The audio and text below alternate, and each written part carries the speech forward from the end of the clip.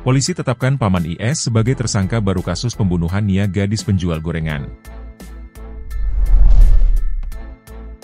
Polisi mengungkap peran MJ yang merupakan Paman IS dalam kasus gadis penjual gorengan di Kayu Tanam, Padang Pariaman, Sumatera Barat.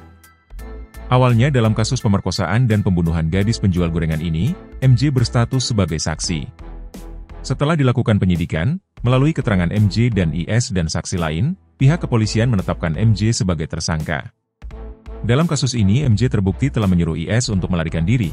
Saat kami, pihak kepolisian, akan melakukan penangkapan, diujar Kapolres dalam jumpa pers di Aula Tatia Daraka Mapolres Padang Pariaman, Sabtu, 28 September 2024.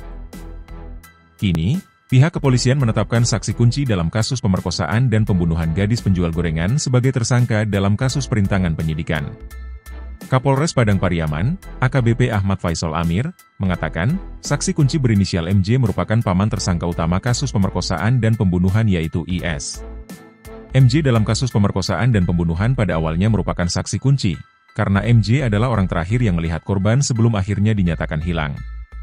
Setelah kami melakukan penyidikan, berdasarkan pengakuan tersangka dan saksi lain, kami nyatakan barang bukti lengkap dan status MJ dari saksi menjadi tersangka, ujarnya.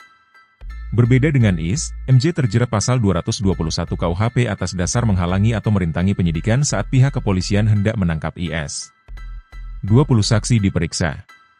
Pihak kepolisian sudah memastikan bahwa motif tersangka kasus gadis penjual gorengan adalah pemerkosaan.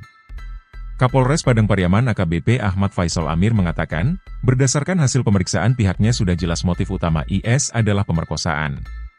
Motif utama sesuai keterangan tersangka dan keterangan saksi yang kami peroleh adalah pemerkosaan, ujarnya. Sejauh ini, untuk proses penyidikan pihaknya sudah memeriksa sebanyak 20 orang saksi, sejak awal kejadian. Saksi itu terdiri dari keluarga korban, keluarga tersangka dan orang-orang yang melihat dan mendengar peristiwa tersebut.